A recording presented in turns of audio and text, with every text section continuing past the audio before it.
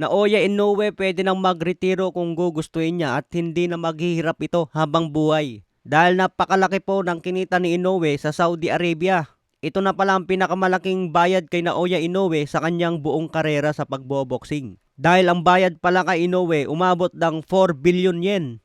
Katumbas po yan ng 1.5 billion pesos. Dito sa Pilipinas, kapag meron ka ng billion pesos, mabubuhay ka na parang hari. Isang laban pa lang yan ni Inoue mga boss kontra David Picasso. Napakalaki din ng kinita ni Inoue sa mga nakaraang laban niya. Kaya kung magretiro na ngayon si Inoue, sapat na ang mga kinita niya sa boxing. Siguradong mapasama pa sa balota ng International Boxing Hall of Fame. Kaya yung sinasabi ng mga fans na Inoue versus Casimero, malayo na yan mga boss. Hindi na pwedeng mangyari yan sa ngayon dahil napakalayo na po talaga ng agwat. Pwede pa si Casimero laban kay Luis Nery. Kung matalo ni Casimero si Luis Nery, baka mabigyan pa si Casimero ng isang world title fight.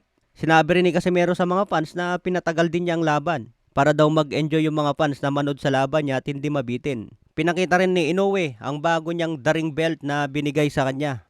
Dahil nadepensa ni Inoue ang daring belt ng 4 na beses sa loob lamang ng isang taon, binigyan siya ulit ng bagong daring belt. Kaya napakalakas talaga ng karisma ni Inoue. Parang katulad na siya ni pambansang kamao Manny Pacquiao na People's Champ. Ganyan na rin ang turing kay Naoya Inoue ngayon sa Japan. Samahan pa na napaka-humble din ni The Monster Inoue. Sabi nga niya, hindi niya masasabing number 1 pound for pound siya dahil dismayado din sa naging performance niya. Siguro ang sukatan ni Inoue na maganda ang performance niya, yung pinapatulog ang kalaban. Sabi rin ni Inoue na magpapahinga muna siya dahil napagod na buong taon.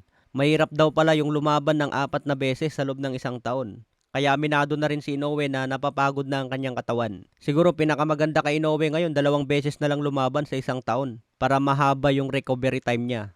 Samantala Junto Nakatani, sinabi na bumukol daw ang mata niya dahil na headbutt. Kaya bumukol daw ng sobra yung mata niya dahil nasusundan pa ng suntok. Pero nanggaling daw ito sa headbutt ni Hernandez. Aminado rin si Junto Nakatani na napalaban at nahirapan siya kay Hernandez dahil sobrang determinado daw ni Hernandez na manalo. Hindi nga niya narespeto ang suntok ni Junto Nakatani mga boss. Kahit tinatamaan ng solid si Hernandez, panay pa rin ang sugod niya kay Nakatani. Sobrang agresibo at laging bumibitaw ng suntok. Kaya nahirapan na rin si Junto Nakatani sa late round. Sinasabi na controversial decision ito pero tiwala si Junto Nakatani na sapat na ang ginawa niya para masungkit ang panalo. Nakanda na rin daw si Junto Nakatani na may kasang laban niya kay The Monster Inoue sa 2026. Malupit din kasi yung nakalaban ni Junto Nakatani, may kartadang 20 wins, 18 KOs. Mataas ang knockout percentage niya at isang undefeated. Nagkaroon na lang siya ngayon ng isang talo laban kay Nakatani. Pero ang kaibahan lang kasi mga boss, galing sa 10-rounder ang nakalaban ni Junto Nakatani.